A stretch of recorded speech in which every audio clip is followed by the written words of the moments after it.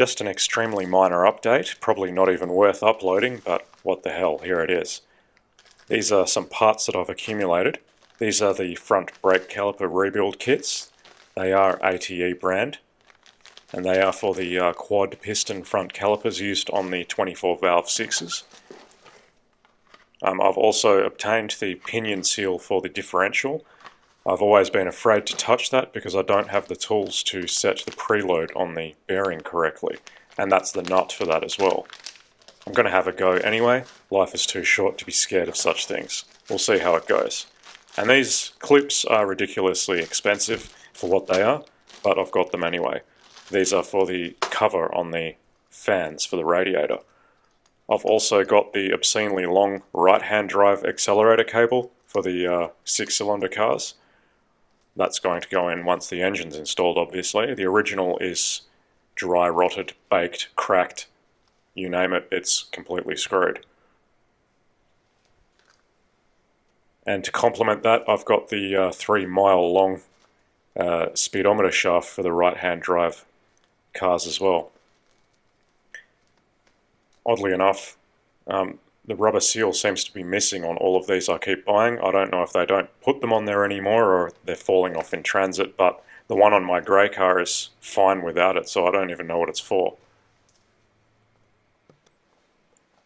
And the most exciting thing in this collection of parts is the washer nozzles. These, I believe, are the early version heated ones. The later ones were available colour-coded, I think, because I seem to recall seeing that there was a colour option, at least for black anyway. These are just a charcoal grey colour. I was surprised that they look like this. They kind of look like they're sun-baked already, but I am assured that these are brand new. Maybe they rectified that with the black coloured ones later. I'm not sure if my car is supposed to have black or grey. I don't really care anyway. They still look good once they're installed. And to complement my rebuilding of the suspension, I've got some wheel bearings coming front and rear. I don't mind FAG brand. They seem to be pretty reasonable. I'm not sure if that's how you say it, but that's how it's spelled.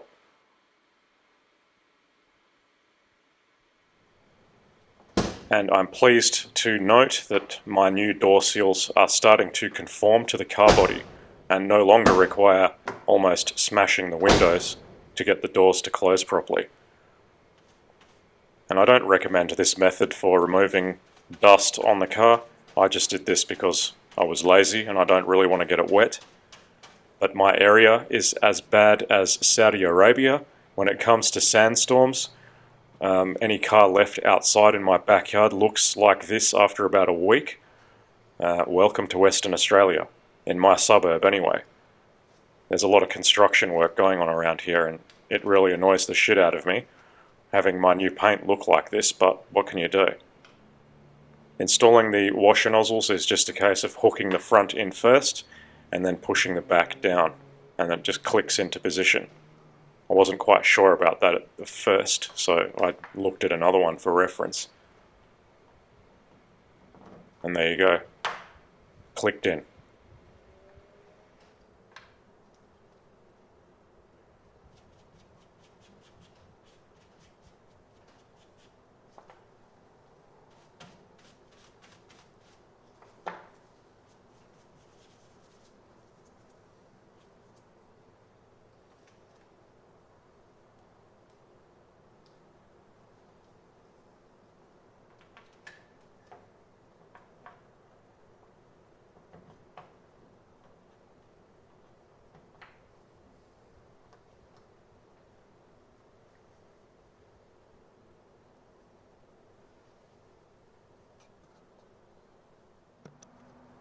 Here's a closer look at the amount of dust and sand on the hood of the car. This really doesn't make me happy, but I'm not ready to get it wet yet. And here is an even closer look at this living nightmare.